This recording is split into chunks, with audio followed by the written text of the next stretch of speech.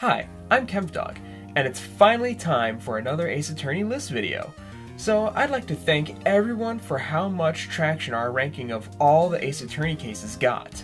I've been hoping to do more videos in this vein where we do rankings of individual characters, and now we're finally getting into that.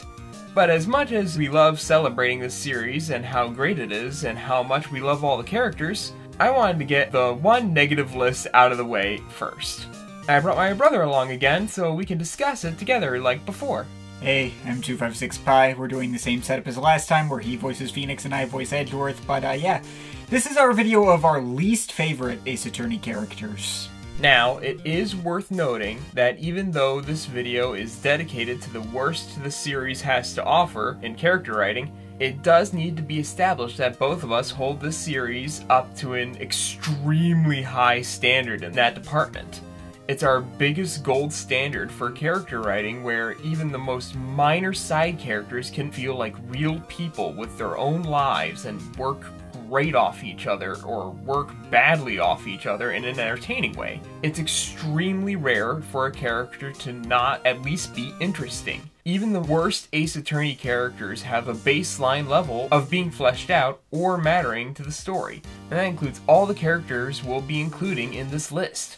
But no series, especially one that's gone on this long and has this many characters, can have a 100% perfect track record. And I think all Ace Attorney fans at least have a good handful of characters who they find annoying or get under their skin in some way. We're no exception. And it's also worth noting that this list isn't of the characters who we'd hate the most if they were real people. All the series' final killers are absolutely horrific human beings, but they're still great characters. We can hate them, find them scary or intimidating or disgusting, but usually that'll be by design. The best villains occupy a separate list. Now, this list examines the Ace Attorney characters where the writers maybe didn't succeed at what they were going for, or just failed to get us invested. The points at which the character writing, usually Ace Attorney's greatest strong suit and the primary reason we're such big fans, momentarily falters. The best parts of the series can get us to nerd out over all the little details and care about everyone and everything, but these are the ones that don't. These are the ones that take us out of the experience and get disappointed by the people who thought up the idea of them. Not the most hateable characters, just the worst written, or what we feel to be the case. Granted, that does usually just come down to non-villain side characters being annoying and making the cases less fun to get through. It's exceedingly rare for us to feel like the writers outright screwed up. As always, this is just our opinion. If you really like any of these characters or think there's a case to be made for them as enjoyable, that's great. Everyone has different takes on the series. Just because we don't like the characters doesn't mean you have to agree with us. Any characters from the main 6 in the series, the 2 Investigations games, or the Layton v. Wright crossover is fair game for this list. And be warned for any spoilers. We will be discussing major spoilers for the Layton crossover, so be warned. And since we've actually played it now, any characters from the Great Ace Attorney Chronicles are fair game as well. Though we will not be discussing major spoilers of that game, as they won't be directly relevant to bring up. Not to worry. We'll be saving our thoughts on that game for a separate video. Anyway, I think that's enough prelude, so let's get into it. Starting off with our honorable mentions, which we have 12 of, so we'll attempt to keep somewhat brief. Jinxie Tenma. The afraid of everything shtick gets old. Also feels like a missed opportunity to make her friends with Trucy, only for the case to ditch Trucy after 5 minutes. Would have been nice to either give more screen time to Trucy or establish Jinxie as friends with Athena, or even Apollo instead, to make sure she'd been better developed. But in the writer's defense, with this many characters involved, it's hard to handle it in such a way that someone doesn't get shafted. They probably did the best they could. But the afraid of everything shtick still gets old. Karen Jensen. The worst part of I-24.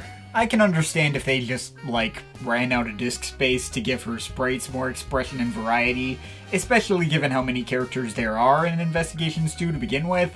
But when you got a character who was blackmailed into doing a whole bunch of huge plot important stuff and knows the ramifications of what she's done, but physically appears oblivious to everything instead, in a way that doesn't seem like an intentional choice on the developer's part, you've got a problem. Her grandmother is not on this list, by the way. She's the part of the comedy shtick that actually kind of works. But Karen is just awkward as hell.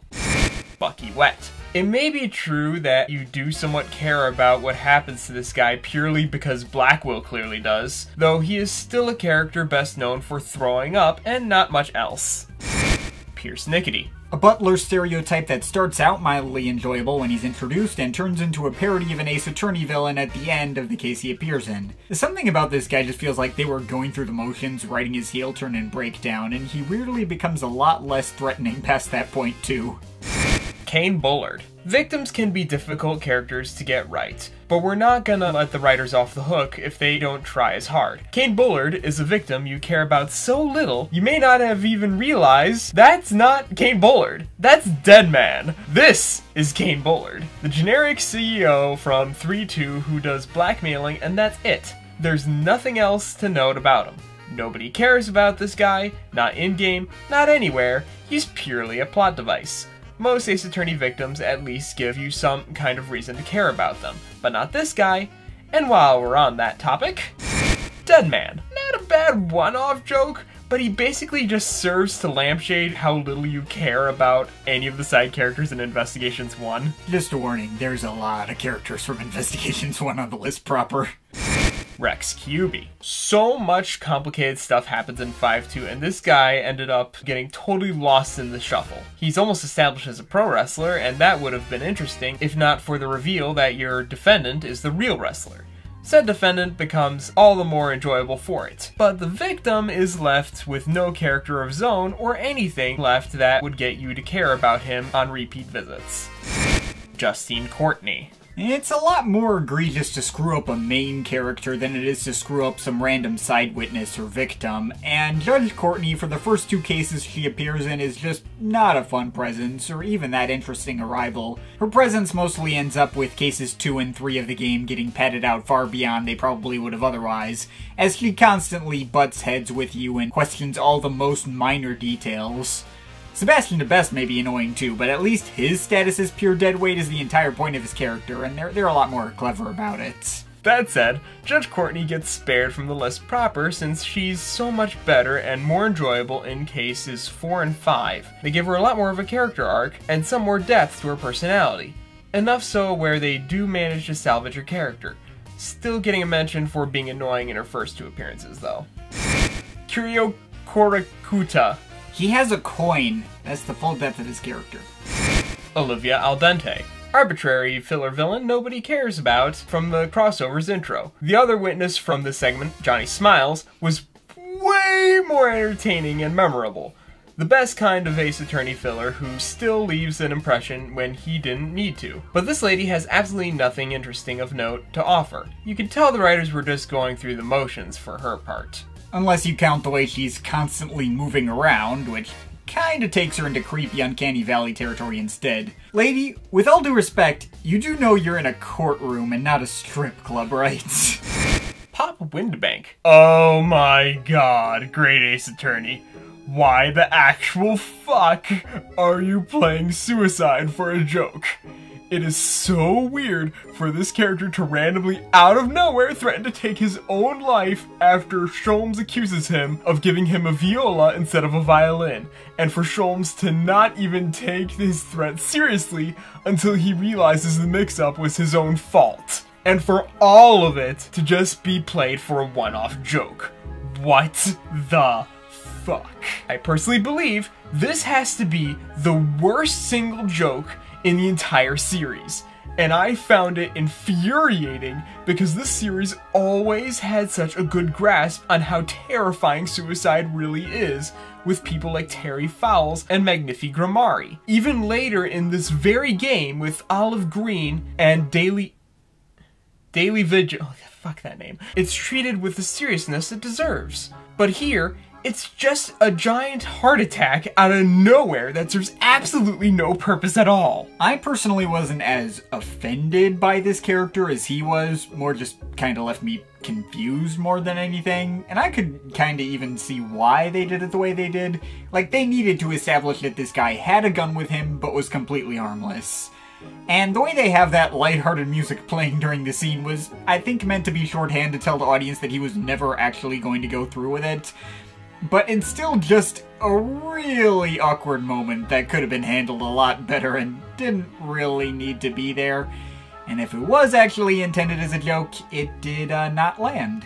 I'll also admit that they had the potential to make this character work. There's a scene where Gina Lestrade is holding him up with a gun, and he doesn't even flinch at all. He just says to her face that he knows she doesn't have it in her to pull the trigger. He's not nearly the coward he initially appears to be. Why wasn't that side of his character focused on instead? I guess that does prevent him from making the list proper, but the way they introduced him is absolutely inexcusable. Marvin Grossberg. I just fucking hate the hemorrhoid jokes. That's my vote for worst joke in the series. He's fine in the first game, by the way. Alright, I think that's enough. Let's just get into the list proper. Number 10. Benjamin Woodsman and Trillo Quist. Turnabout Big Top has always had the reputation of being the worst case in the entire series. Most of the comments on the bottom half of our ranking of all the Ace Attorney cases are from people who are surprised that we don't find that case to be completely irredeemable, let alone defend it as much as we do. And we stand by all our previous statements that it doesn't nearly deserve the level of hate it gets. Heck, Ben will be the only character from that case making it onto this list. Moe's puns may be annoying, Max Galactica's self-absorbed nature is a headache, Regina's unrealistically innocent view of the world can be sickening, and Acro's attitude is the absolute most reductive and unhealthy of anyone else in the case. But all of those characters directly have to learn to get over those worst and most annoying qualities, and in Acro's case, by going to prison. The parts you don't like about their characters are directly part of the point of the case, and all perfectly come together from a thematic standpoint. But Ben is a little bit of an outlier in that way. Yeah, Ben is a lot more difficult to defend than the other characters from 2-3, as he kind of embodies a lot of what gave this case such a notorious reputation. See, this case had this whole stupid romance subplot, and part of that was making Ben, by way of his dummy, Trillo, interested in marrying Regina. Regina is 16 years old, Ben is 31. Nope, nope, nope, all of the nope. One could make the usual, different standards of acceptability in Japan defense, which makes slightly more sense for Max, who is much closer to her age than Ben, who is over a decade older. But also Regina has the mindset of someone much younger than 16, so still kind of fortunate. Anyway, outside of that whole mess, Trillo is an intentionally insufferable asshole to everyone, and he is the only character in the case who doesn't directly confront their character flaws head on. Ben and Trillo kind of stop becoming important or focused on beyond the halfway point in the case, and they were already kind of a superfluous addition to begin with. Their testimony regarding seeing Max out at night is mostly made redundant by Moe's testimony, where he actually thought he caught Max in the act of murdering someone. You would not be losing anything especially crucial if Ben and Trillo were cut out entirely. And yet he's still quite low on this list, because I don't think either of us have it in us to really hate this character on the same level as everyone else either. First of all, we need to highlight that the love triangle stuff gets completely dropped by the end without any resolution or follow-through, which is not only a good thing, but also part of the point. It was introduced to demonstrate how dangerously childish everyone in the circus is, and for it to just be dropped and never mentioned again was something that absolutely needed to happen for all of these characters to mature. And when it comes to Ben in particular, we'll admit the whole age difference between Regina and Ben honestly didn't even occur to us when we first played through the case many years ago, possibly because we didn't look, but our first reaction was, haha, you can't marry a puppet. We treat it as if it was just a bit. And I think that's probably what the writers were going for too. Ben's whole act with Trillo is pretty standard fare as far as old ventriloquist acts go, where the humor is meant to come from sheer uncomfortable awkwardness and how exaggerated Trillo's personality is. And we figured that Ben was playing into this whole love triangle thing for the sake of that kind of shtick. And that includes the knowledge that he bought an engagement ring and didn't drop the bit even while behind the scenes. as seen with the whole scene where Max beats him with a grape juice bottle. I suspect he played into this whole love triangle thing purely to piss off Max, and as a roundabout way of sticking to how much of a pompous jerk that guy is, not because he actually wanted to go through with it. Like he said, part of the themes of 2-3 was that everyone in the circus is ridiculously immature, socially awkward, and don't know how to get serious or communicate with each other. Max, Mo, Regina, Acro, everybody.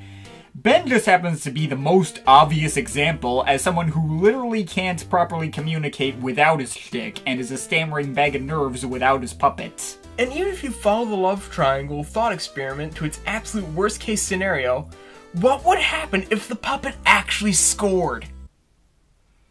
That was a sentence? No, but seriously, this got brought up a lot in our comments. And if people want to go there, we'll go there! It's true that Regina has a very unrealistic and fantastical view of the world, which would theoretically make her really easy to take advantage of. But you people do know this would never work in the specific way they set it up, right? Like, she's at the point where she perceives Ben and Trillo to be two separate people and refers to them as such. And while we're at it, Ben seems to be making it clear Trillo is the one making the romantic advances, not Ben himself. Anytime Ben speaks on the topic, he's like, oh, I wouldn't go that far, Trillo. So if by some unholy miracle, they got all the way to the altar, and Regina... Oh my god. Oh my god. And Regina heard that she was marrying Ben, it'd be the total bait and switch for her. She'd be really confused and be like, what are you doing here, Ben? I was marrying your puppet, not you. He's actually around my age. You wanted to read this part. I'm the one who offered the line, I know. And God forbid, if she got married to the puppet itself, it's not like the puppet's capable of, you know... I know, lovely mental images all the way down. Oh my god! These lines are impossible! But I do think the writer specifically built this love triangle in such a way where Ben couldn't have been in the position to cause Regina harm, even if he actually wanted to. The entire thing is played for a joke because that's exactly what it is! What the fuck was that paragraph? Regardless, even if we believe that there's no way to take the whole puppet marriage thing as anything but a joke, that's not saying we think the joke is actually good. In our ranking, we pretty much just left it at we think the romance love triangle stuff was unnecessary and cringeworthy and that Ben's shtick got old the more we played it. And that's the real reason he's on this list. It's not so much we think he had the potential to be genuinely harmful, we just think his weird brand of comedy gets grating and occasionally tone deaf. And he's just no fun to be around. And while that can play into the overarching theme of how everyone else in the case being tone deaf, everyone else also executed that particular aspect in a more engaging way and had more of an obvious arc. And while the ending of the case does technically also show Ben making a concerted effort to rethink his bit and shift his focus over to the row row row your boat thing instead, that aspect of his arc is given so little focus that you could miss it. He doesn't have the same on-screen epiphany that all of the other characters in 2-3 do, where they directly realize the error in their ways. Yeah, it's hard to argue that Ben and Trillo are truly executed well. They absolutely belong on this list. And if you believe Ben is the worst character in the whole series, yeah, we totally get it. But I don't think he's nearly as clumsily written as he's made out to be. He's not a giant flaming disaster so much as an awkward and irritating nuisance. And this series has done worse. I mean, if you're worried about the possibility of sexual predators in the series, fight the real enemy. Number 9. Wesley Stickler.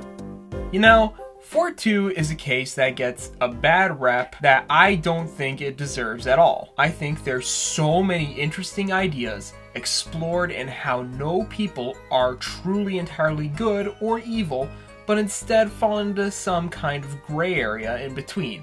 A case that has gangsters who are surprisingly polite and responsible with a teenager son who thinks he's more threatening than he really is, but also a corrupt doctor, a gold digger wife, and Phoenix Wright being a total asshole. It's a really fun case to come back to, and stands as one of the better side cases in the series. But most people just remember this case as the panties case, and you can thank this creep for all of that. Yeah, I don't think Ben Woodsman would really do anything harmful if it really came down to the wire, but this guy stole multiple pairs of panties under the pretense of wanting to figure out the secret behind a magic trick. Trucy using panties as a prop in her magic shows may have kind of been asking for some kind of misunderstanding to happen, but for this guy to go as far as he actually did and even steal other people's panties supposedly for the same reason, yeah, I don't think you want this guy around your kids. Honestly, we do find Stickler pretty dang funny. And he does fit into the theme of the case, exploring people who aren't what they seem on the surface. Being a pretentious college student who wears a graduation gown without having graduated and happening to be a gigantic perv, possibly without realizing it. I don't really object to him in theory, but in practice he does really derail the case and even feel kinda out of place. A lot more so than Ben and Trillo did. Those guys fit a lot more at home in the case they appeared in, and at least their mean-spirited, not really humor directly played into the point of 2-3. Wesley Stickler's presence in this case, at the end of the day, basically boils down to the writers going, lol, panties. And it's not just the off-color humor. The OG trilogy has a history of that.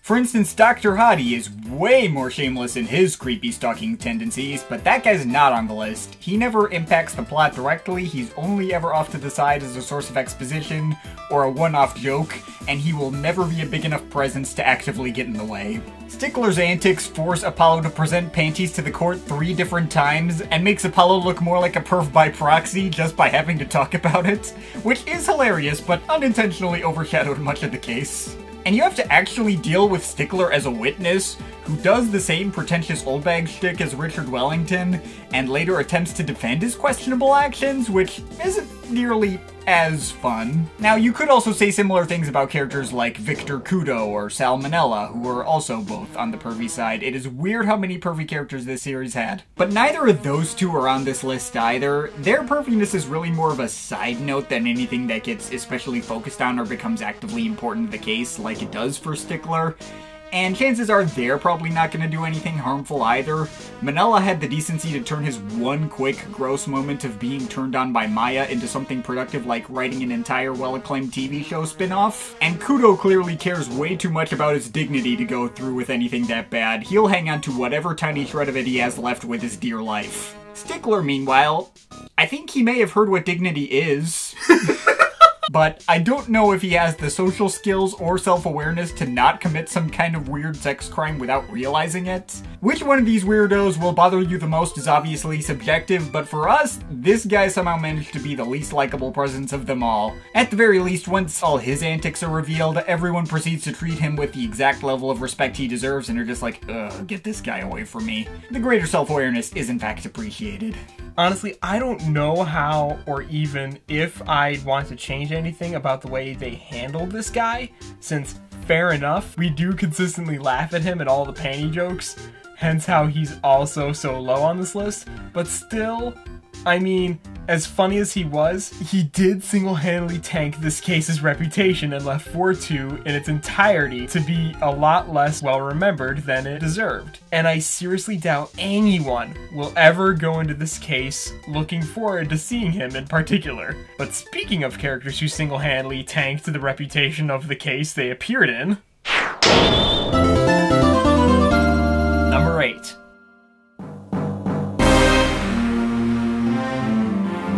Quercus Alba.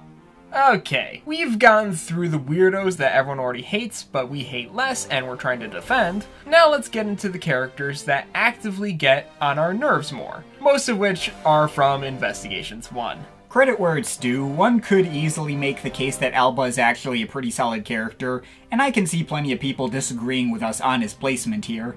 He is easily our least favorite of the final villains in this series, but not being better than the likes of Damon Gant or Christoph Gavin or Simon Keyes isn't really much of a slight. Certainly, the blueprint for a really compelling and intimidating villain is right there, but I do think they went totally overboard on him in a way that seriously hurt how much we could get into him. Honestly, for the majority of I-15, they did pretty well with him, establishing his character as some self-deprecating old man that you wouldn't expect to turn out to be the real killer, then revealing his true nature and establishing that he's an untouchable politician who will be much harder than usual to take down, thanks to his extraterritorial rights. Both the harmless version of his character and the intimidating supervillain version of his character and related heel turn, that's all really well executed.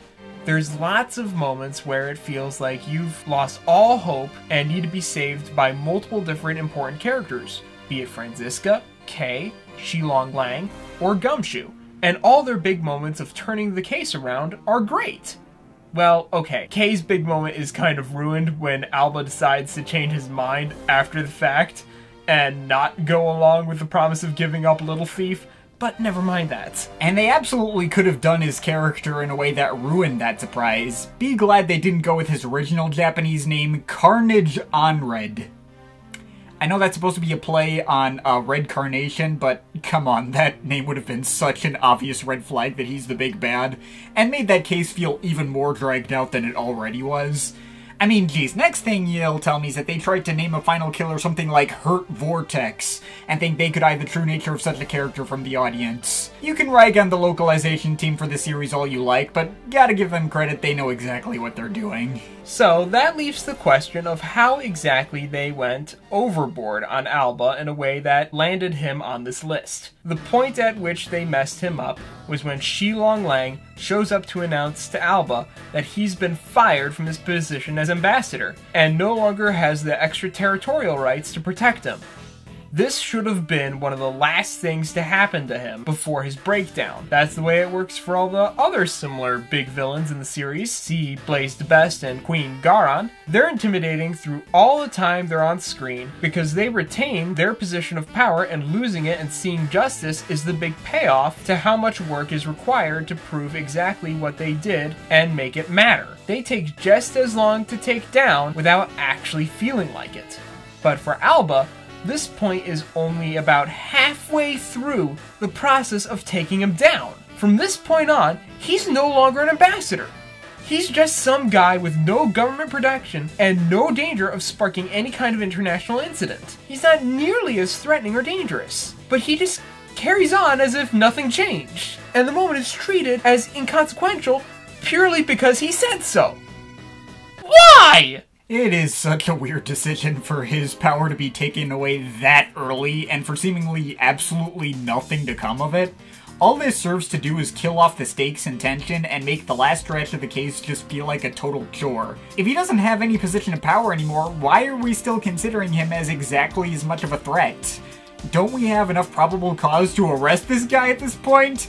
But no, we need to prove to the most absolute level that he is the real killer, which requires intervention from Wendy Oldbag and Larry Butts of all people, because they were important enough to need a big moment like that. At least we got Objection Go Away out of it, as well as Alba complaining about having a bad hip, but that's not enough to redeem how drawn out and unnecessary that whole Rising Sun Dogs segment was. Yeah, it's a shame because Alba had the potential to be a great villain, and we totally get it if you still think he is. It's just through that one move of taking his power away too early, he transformed into a pointless pain in the ass. But at least we could see the potential in him to be great, which is more than we can say for another character from the same case. Number 7. Manny Kochan. Ah, Manny Kochan. This guy's action more or less set into motion everything that happened in Investigations 1. He's the real killer behind the KG-8 incident and got found not guilty because the evidence incriminating him was stolen. He worked as a secretary to the ambassador of Babal and used his position to become an integral part of Quercus Alba's smuggling ring. He hired a second Mask and had a complicated plot of his own brewing at the same time as Alba's. would you have remembered anything about this guy, or if he even existed at all, if we hadn't laid that out? Neither would I! I don't remember most of what he did either. It's even possible we got the facts wrong. How can someone so integral to the plot of an entire game as a whole leave so little of an impression?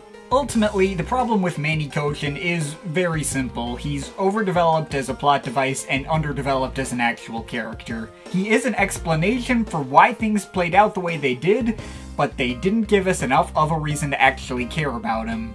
We never meet the guy in person. He is on screen for 2 seconds in I-14 but doesn't have any full close-up sprites, and the next time we see him he's a corpse. I can't imagine he'd be nearly as forgettable if we ever had to deal with him directly or talk to him or something like that. Not to mention, Ace Attorney is known for their memorable character designs, and there's nothing to note about this guy's design at all. He's just a generic evil dipshit in a suit, and that's it. You'd never forget someone like Corcus Alba, but for this guy, there's just nothing to grab onto. I do think that it's worth noting that while Investigations 1 has a bad habit of not following the show don't tell rule, having too much plot and not enough character, and having most of the series' least interesting character designs, this problem is most prevalent when it comes to the victims and characters you don't interact with. Most of the characters you actually meet in person aren't as easy to forget.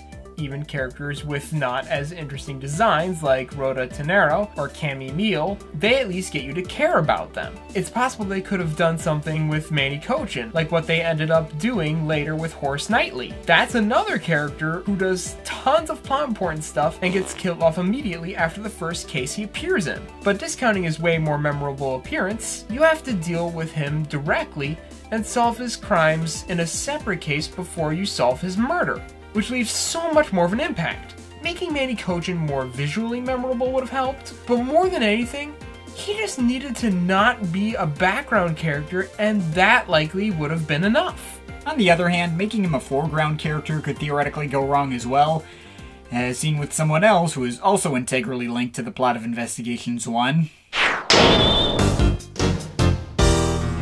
Number 6. Ernest Amano. Manny Kochan's biggest crime is being forgettable. Ernest Amano has similar problems. He's also attached to the overarching plot of the game in a way that you could completely forget about, something about stolen evidence, but you are a lot less likely to forget this guy purely thanks to needing to interact with him directly and just having a more memorable visual design. Not that having giant earlobes and being filthy rich is much of a design, but it's something. On the other hand, Amano has committed the arguably worst crime of not making any damn sense. If you do pay close enough attention, Manny Kochan's motivations can make some kind of sense for a power-hungry villain. Ernest Amano's motivations are non-existent. First of all, it's established that he and Edgeworth have some kind of prior connection, but it's never explained what exactly Amano did for Edgeworth or how they met. Well, okay, they do indirectly imply that Amano may have funded Edgeworth's abroad studies and mentioned that Amano was a friend of Manfred von Karma, but it's still glossed over so quickly that we both forgot this conversation even happened. And that's bad because he's the whole reason Edgeworth got involved in I-13 in the first place. Wouldn't it have been nice for them to give a stronger reason for the main character to be there? And then there's the whole kidnapping plot. It makes sense for him to be worried about his son, but it is weird when it is revealed his son kidnapped himself and that he'd carried out the whole plan as a roundabout way of getting money out of his dad. You'd think he'd be angry that his son had to go and deceive him like that instead of just asking him for money to his face. But instead, this revelation acts as his motivation to turn on Edgeworth completely. Oh, he apologized! That makes everything that happened perfectly okay, to the point where I'm even willing to illegally obstruct Edgeworth's investigation. Motherfucker, you're the one who asked him to solve this case! Where did this come from? I suspect they made him do that at the end because of his greater connection to the overarching plot of Investigations 1, and the fact that it gives Xilong Lang an excuse to arrest him and question him. But that's yet another case of this game being driven by the plot and not the character, to the absolute detriment of everything. Like they were writing from the ending first and didn't really know how to get to that point. Again, at least he's not unmemorable, and I don't find him outright hateable either, so much as really confusing. And to be honest, I don't know if there's an easy way for them to have fixed his character. You need to at least shift some stuff around in other cases, and oh god, it'd be a major headache for any writer to tackle. Maybe take him out of the overarching plot entirely and make the whole case more of an unrelated side story, I don't know. I wouldn't blame them for leaving him how he is, but you can tell they kind of wrote themselves into a corner with him. At least his moments of going, now, are mildly endearing. He's not even the worst part of the kidnap turnabout, but we'll get to that later.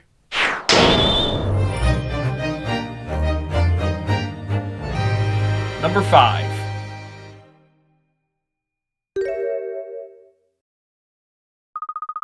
No, not him. Berdly.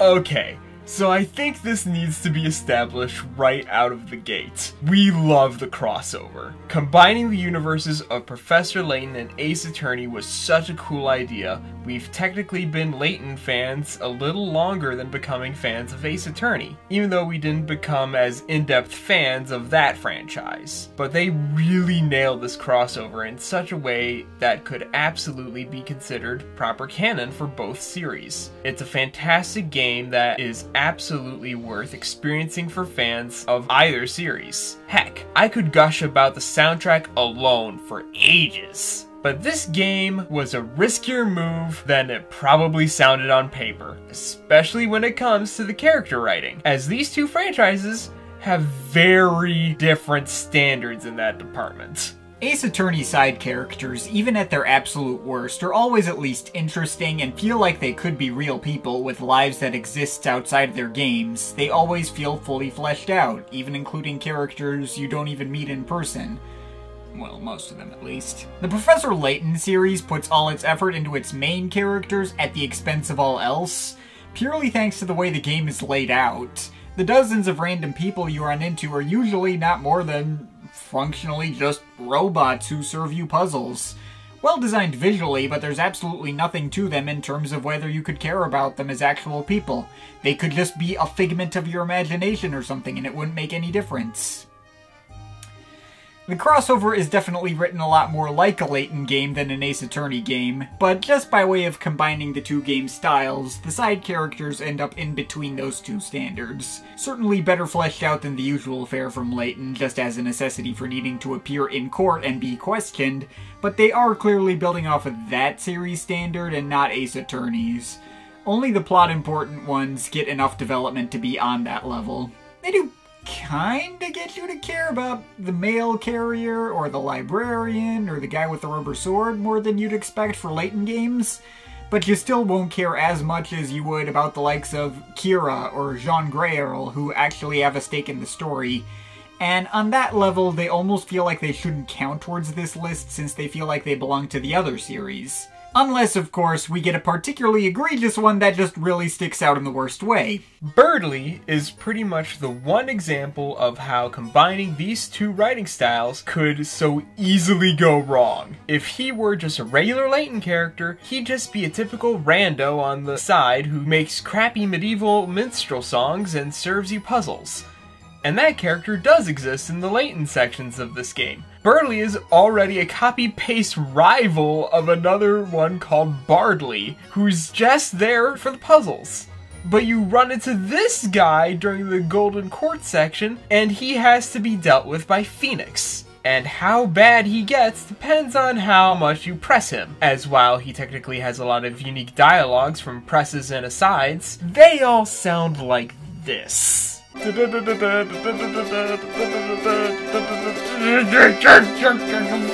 he never shuts the fuck up! There's no depth to his character, he just does the same shtick over and over and over and over through nearly every single goddamn line of dialogue he has. And he hasn't even witnessed anything important himself, just his parrot did.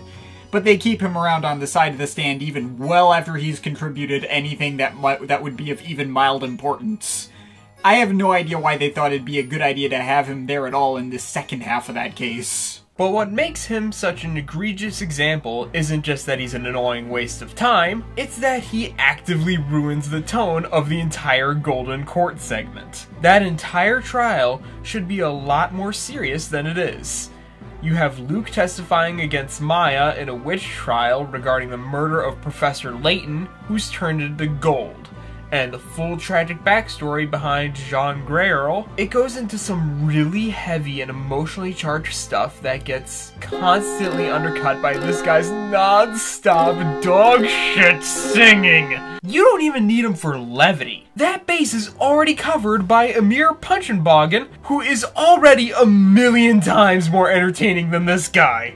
Stuff like this is why one should absolutely play these games on an actual system, if possible, instead of, like, watching a walkthrough that goes over all the unique dialogue. Shame the Nintendo eShop's closing down, so actually tracking down a playable copy of this game is not going to be easy, but we were lucky enough to get a physical copy around the time the game actually released, and unfortunately, there is a difference. There's only maybe 1 or 2 mandatory presses you actually have to make with Berdly in order to progress discounting his parrot. And let me tell you, his effect on the case is nowhere near as abysmal if you can just skip over the dialogue that isn't important. If you sit through all of his dialogue, this guy might just be the single most annoying character in the entirety of both the Ace Attorney and Professor Layton franchises, and has the potential to take the ¡1 spot. But thankfully getting him to completely ruin the experience of the Golden Court is merely optional, which makes him just a regular annoying pain in the ass. The characters we have ranked higher aren't as annoying, they tend to fall more on the disappointing side. But as we mentioned, we have much higher expectations for side characters in mainline Ace Attorney games than Layton games, and we're actively forced to sit through a lot more of their bullshit than this guy, which you can skip through. So let's get back to some of those. Number 4. Lance Amano. Ugh. This guy. Well, we talked about Ernest Amano and his weird non-motivations. Now let's talk about his spoiled kid and his weird non-motivations. So, spoiler, Lance is obviously the killer of the kidnap turnabout and the one who masterminded the whole plot behind everything that happened in that case. He basically kidnapped himself as a roundabout way of getting money out of his dad, and colluded with Lauren Pops and Oliver Deacon in order to get the job done, but ended up killing the latter when, I guess, Deacon decided to go against the plan or something, I forget.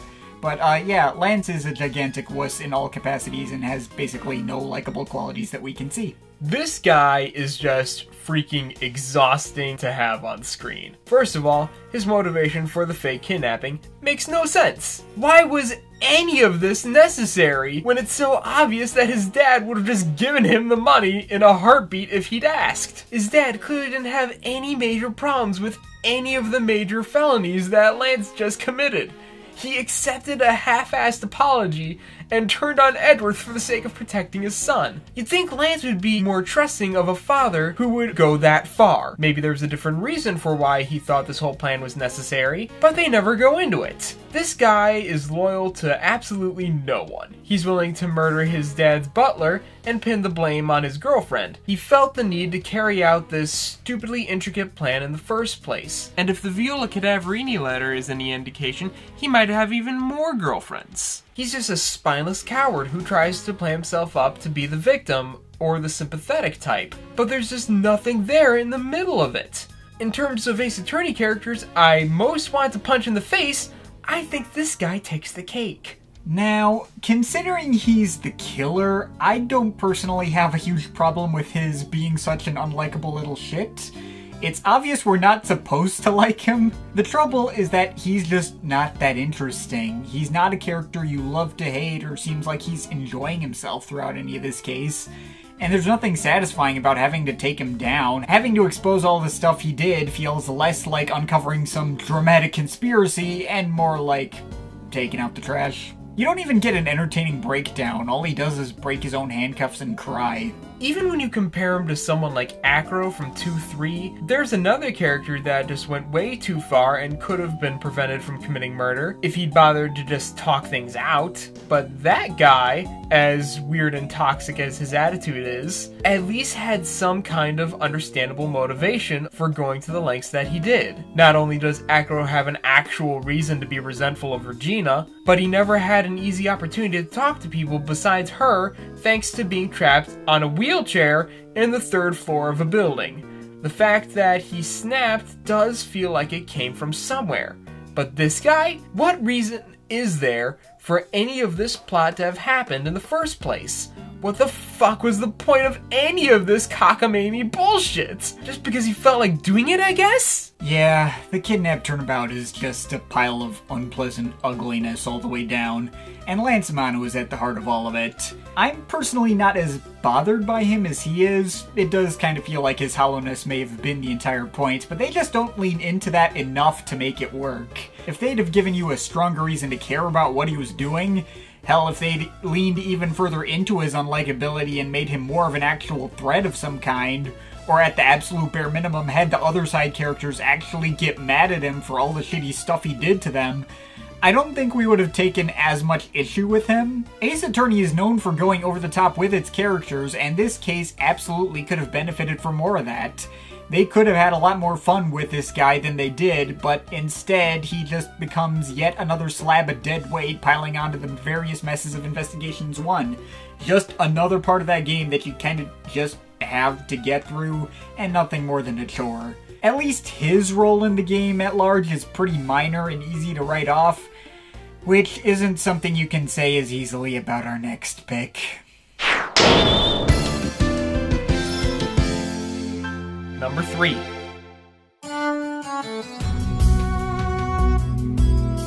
Nayuta Sadmahi.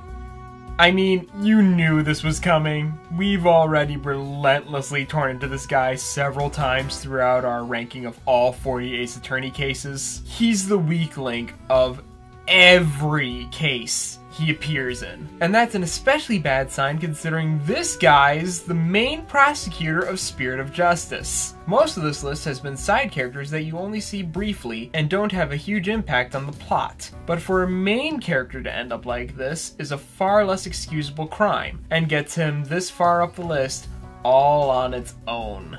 Nayuta doesn't even feel like a real person through the majority of the game. His dialogue is just the same stuff over and over and over. Let it go and move on. Putrid lawyers. Some descriptions of Karaini's hell. Facing the fires. Last rites. Putrid lawyers. Let it go and move on. Putrid lawyers. Let it go and move on. Putrid, putrid, putrid. For the majority of this game, he's just a walking bag of catchphrases, and an annoyingly petty and childish one at that. They do establish early on that there's some hidden connection with Apollo, but as you go through the game and he gets beaten in court by not just Apollo, but also Phoenix and Athena, and every single one of them calls him out on his methods, he doesn't make any effort to let up or show any kind of progression at all. Heck, if anything, with each successive case, he gets more pissy and more stubborn and more of a repetitive pain in the ass. Now, for what it's worth, we will have to give the writers credit for giving substantial justification for why he acts the way he does. It's revealed in 6-3 that Nayuta is the son of Dirk, the country's public enemy #1 and the leader of the rebel movement, and he and Apollo were raised together, almost as brothers. Not only that, but supposedly Nayuta became a prosecutor specifically because he wanted to change the system from the inside, which is kind of completely at odds with the way he acts now? But then it's gone into further detail in 6-5 why that is. In Khura'in, there's a strong belief people hold that sins of the father are visited upon the children. The fact that Nayuta is the son of the man who allegedly assassinated a queen means that purely thanks to who his father is, he was treated like complete dirt by everyone, and likely was subjected to all the exact same tired catchphrases he throws at you throughout the game for several years straight. And only by playing into it as deeply as everyone else was he able to gain any kind of status and respect as a prosecutor. On top of that, no matter how much he's pressed on it, he still refuses to go against the will of the current, obviously corrupt queen. and that's because he knows that Rayfa is secretly not the daughter of said queen, but instead the daughter of Dirk, and sister to Nayuta. Queen Garon had been holding this fact over him in order to bend him to her will, since once it got out, Rayfa would have been treated just as poorly by the populace as he was, possibly for the rest of her life. And only when Dirk himself was proven to have never committed any of the crimes he was believed to have committed, does Nayuta finally let up and reveal his true nature, which happens in the last 10 minutes or so of the case that lasts like 12 hours in full. I mean, at least they gave an explanation for what they did that made sense, but I feel like they could have thought of a better way to do this that actually resulted in a more enjoyable character. I do suspect that Nayuta's repetitiveness was meant as a parallel to, like, real-life right-wing politicians and their followers who feel the need to repeat the same talking points and slogans over and over without ever questioning where they come from or what they mean. Especially given the time Spirit of Justice was released in late 2016, right around a certain election.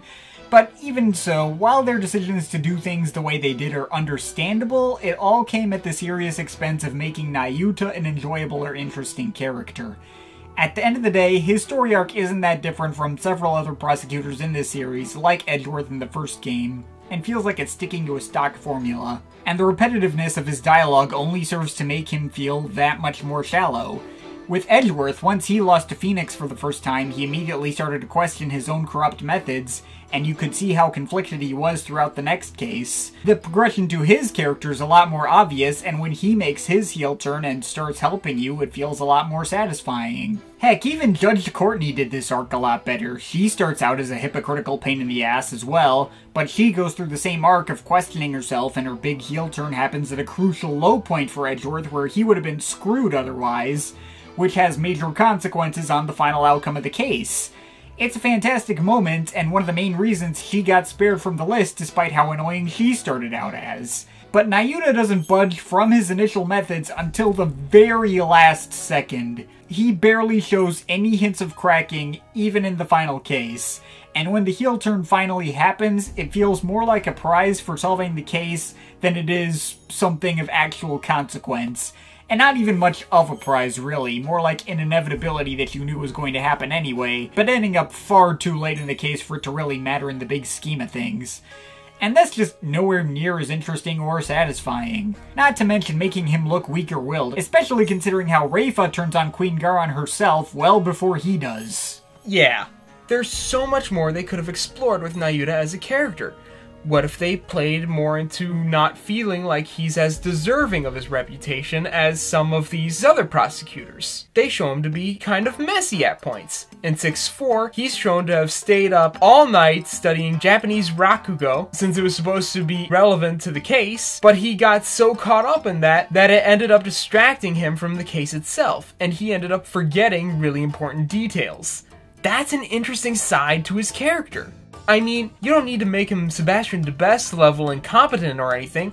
A prosecutor who embarrasses himself and loses some respect to the court, but is still just competent enough to be a threat anyway, would have been an interesting idea they haven't done yet. Heck, I think it would help even if we got to see just one more case with him as prosecutor after the events of 6-5, so we'd finally get to see him for who he really is, and how he acts when he doesn't have that level of pressure on him, preferably working with Apollo, so we'd get to see their dynamic together or playing out more naturally. It wouldn't excuse everything we've already gone over, and there's no guarantee he'd be interesting, but at least there's no way he'd be as unlikable in that situation as he is throughout Spirit of Justice. Yeah, I'd like to see that too, but I kinda doubt we're going to be so lucky to see such a situation play out in a new game.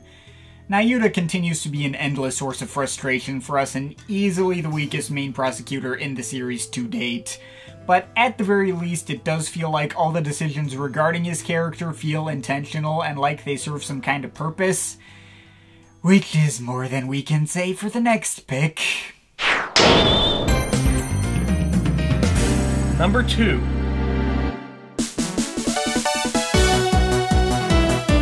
Lauren Pops. Have we mentioned yet that we don't really care for the kidnap turnabout? I don't know if we've mentioned that yet. Look, It's not that we hate everything about this case, or we wouldn't get it if you think we're too harsh on it. There are plenty of redeeming qualities to this case too. It's the introduction of Kay Faraday, and still one of the most enjoyable appearances she's had in any case. She makes it worth playing through all on her own. On top of that, if you're more into this series for the weird murder methods and unraveling complicated plots, actually investigating this case and figuring out what happened and how it was all covered up is pretty fun. Even the worst parts of this franchise can still have solid reason for people to defend them. But this case is still one of our least favorite in the whole series because you don't care nearly as much about why things happened the way they did. It feels so arbitrary and unmotivated. For these cases to really go the extra mile for us, they've gotta have an emotional core behind them. They've gotta have a solid reason for you to care about what's going on. I think Lauren Pops was supposed to be the emotional core of this case. It didn't work. As for why Lauren Pops is this high in the list, he is literally the only character I can think of in the entire series where there is a straight disconnect between the effect the writers were going for and the effect she actually gives off. It's not difficult to figure out what they were trying to do with her. She's the one with the big tragic backstory. The victim is her own father, and she didn't even know the victim was her father until after he was killed. He had to conceal his identity because of his connection to all the random, behind-the-scenes, overarching Investigations 1 plots we've already gone over. On top of that, she's even falsely accused for the murder of her own father by her boyfriend, who is the real killer. And she feels so guilty that she cracks and starts confessing to the stuff which she didn't do. You'd think this should be an easy slam dunk in terms of being the emotional center of a case. But for whatever reason, she manages to make all of it feel completely fake and like she's only pretending to care. And even weirder, that couldn't have possibly been on purpose. There's two factors in how that weird effect of her being such a phony ended up in the way that it did.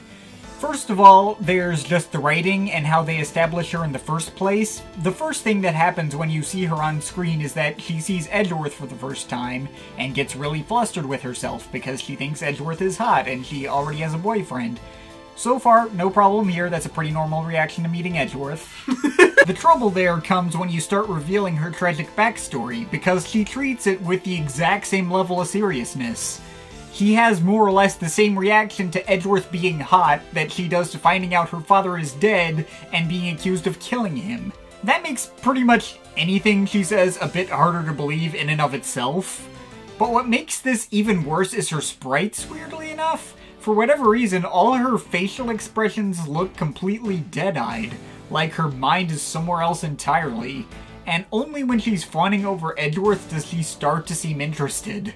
Even in her sprite where she's supposed to look surprised, she moves her body in the way one might when they're trying to look surprised, but she still has that same bored look in her eyes in the process. It comes off completely contrived, like it's just an act to get Edgeworth and everyone else to not suspect her, as if she was the real killer.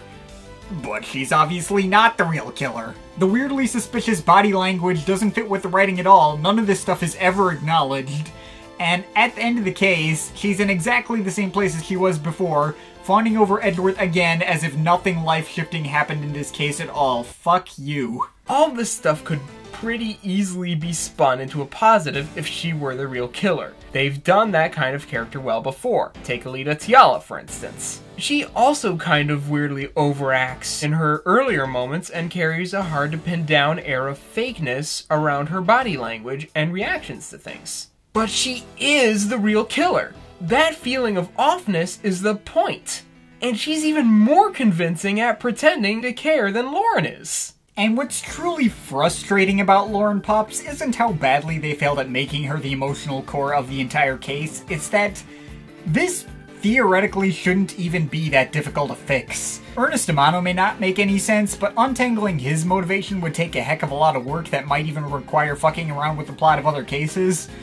Lauren, though, rewrite her opening and closing scenes a bit so she has a bit more of a character than fawning over Edgeworth, Maybe slightly redraw some of her sprites, and you'd be good. Or maybe just add a few more sprites on top of the ones she already has. She only has like 3-4 different poses in total. Maybe a bit more variety wouldn't hurt. Though again, I do understand it. It would require extra disk space on the DS card. There's only so much you can fit in. I know the Ace Attorney developers have run into that problem before, but at the very least, surely they could have given her less bored-looking facial expressions? At least in her surprised animation? That alone would have made her a lot less obnoxious. Not that I would know as someone who can't draw very well, but there's literally no other Ace Attorney characters that have this exact problem. Not before this, not after this, not even in the same game, not even in the same case. The closest we have is that nurse from I-24, and even she looks like she cares more. Lauren Pups feeling this monumentally fake completely unintentionally is such a bizarre one-off anomaly that's never happened anywhere else in the history of this entire franchise, and that is why such a seemingly harmless background character is all the way up this high on the list. Hell, if it were solely up to me, I think I'd even have her top it. With that said, she's still only a side character, and she doesn't directly impact the plot in any significant way. You could easily respond to this argument and say, now. Lauren Pups isn't worthy of that level of scorn. She is only important to one case, and you could forget about her once that case is over. And I kind of agree on that level. But what if all the stars aligned and allowed that level of weird screw-up to happen with a main character, one an entire game revolves around? Well, that'll bring us to the final pick on this list.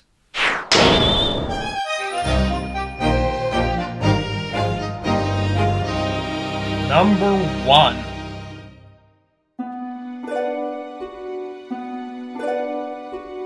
Espella Cantabella. Brief content warning before we start. This last segment is going to get into some heavy stuff. This is a character who attempted suicide on screen. We will be directly discussing that, and criticizing the specific way they handled it, so please be warned if you find the subject matter triggering. Right. We need to talk about Lane v. Wright again, but specifically about the ending now. For what it's worth, the ending of the crossover is really close to being absolutely amazing. But there's just one little plot point introduced right near the end that always struck both of us as really bizarre and out of place and made everything not work nearly as well as it should have. Especially regarding the character of Espella, who had the potential to be a great character, but ended up becoming the culmination of all our problems with the game as a whole. The way they introduce Espella and build her up is quite solid at first. There's a lot of intrigue built with her initial moments meeting Luke and Layton and talking about how she's supposedly on the run from witches. And then Phoenix and Maya get to meet her in the next chapter, where she appears as basically a complete unresponsive shell. It becomes clear pretty quickly as the game develops that she's dealing with some really intense trauma she experienced as a child.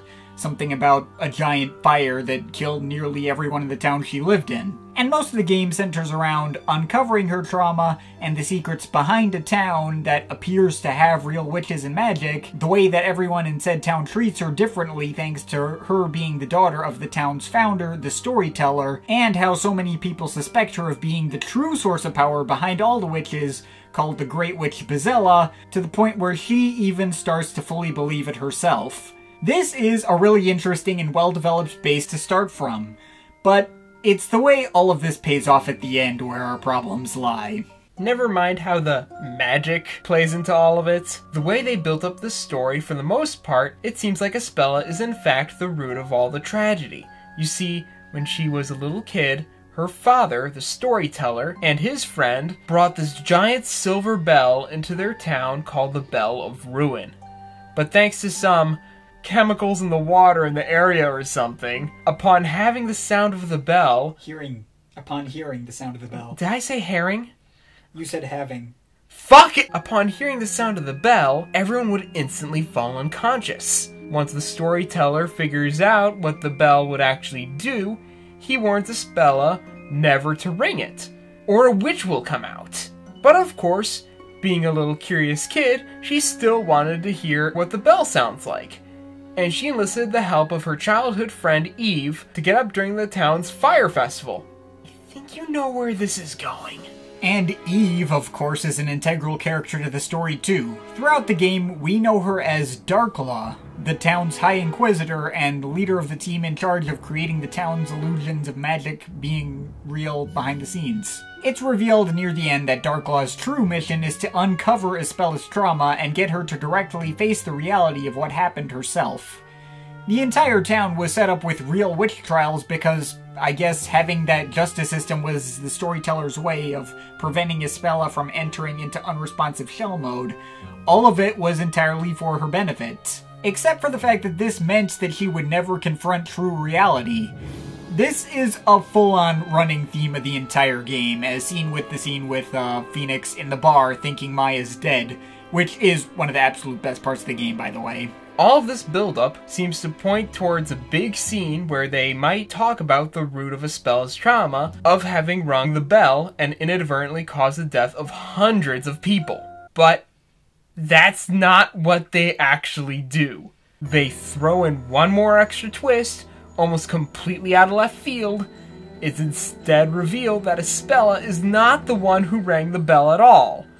Eve was. Ispella might have had the idea to go up there, but she chickened out last minute. She was never directly to blame for the disaster to begin with. And what does Ispella do upon hearing the revelation that she was innocent all along? She attempts suicide.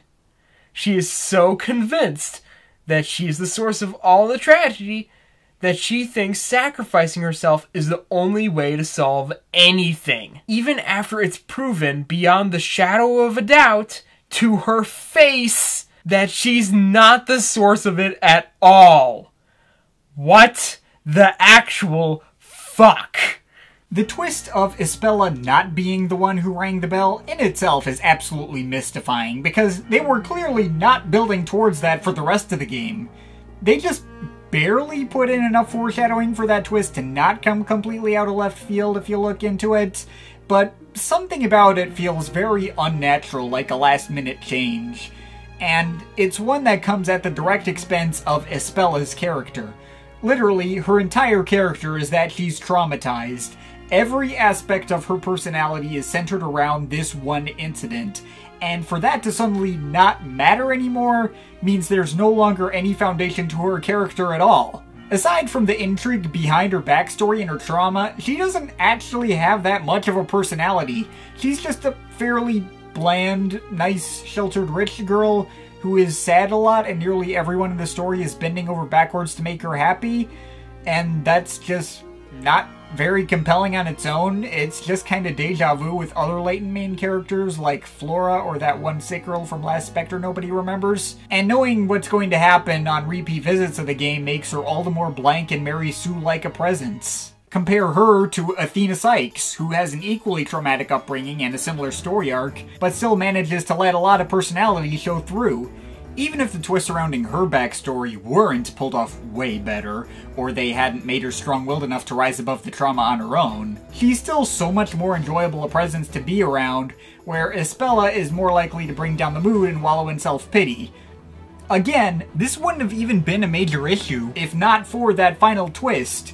You would have had a really powerful story about getting over trauma. Arguably, you still do anyway. Also, none of the other characters in the crossover are undercut by that twist.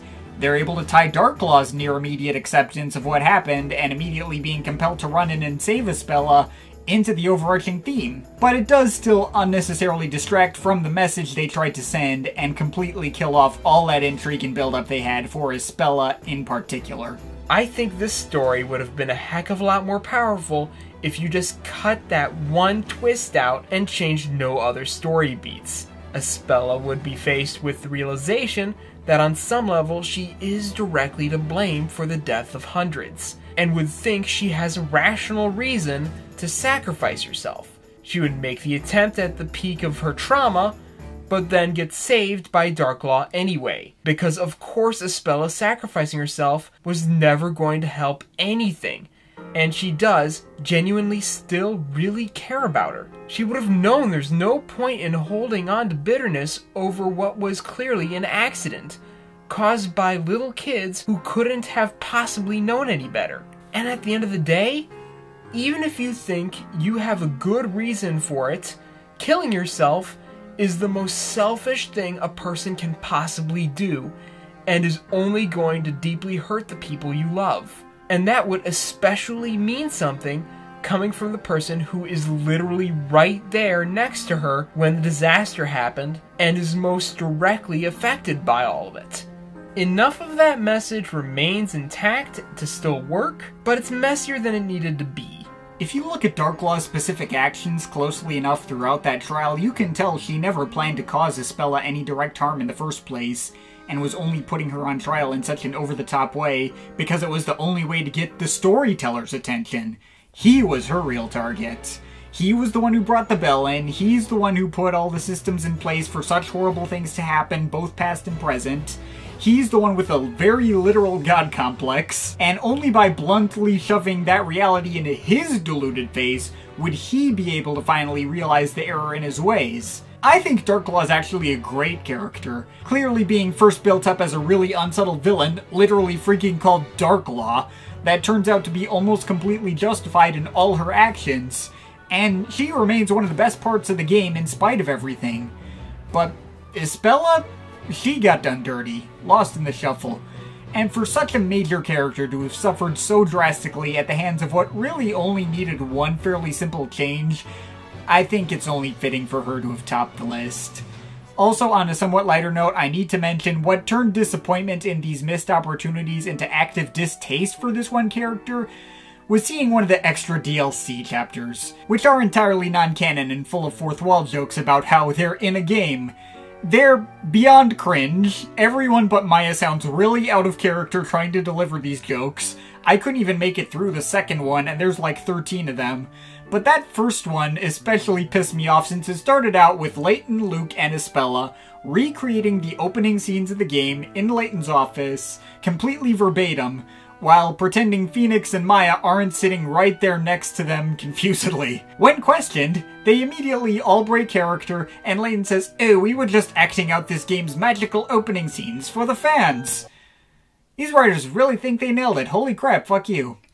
To close this video out, I think it does need to be made clear that as much as these characters bother us, there's still a case to be made for every single one of them that they're not really that bad depending on who you ask. Even Espella, even Lauren Pops, even Nayuta. If you really like any of the characters on this list, I think that's great. And that really speaks to how consistently great the character writing is in this entire series. How even the characters that annoy us the most can still feel like they could be real people and connect with you. The crossover, for as much as we've crapped on it in this video, is still an amazing game that you should go out and play through at some point if you're a fan of either series.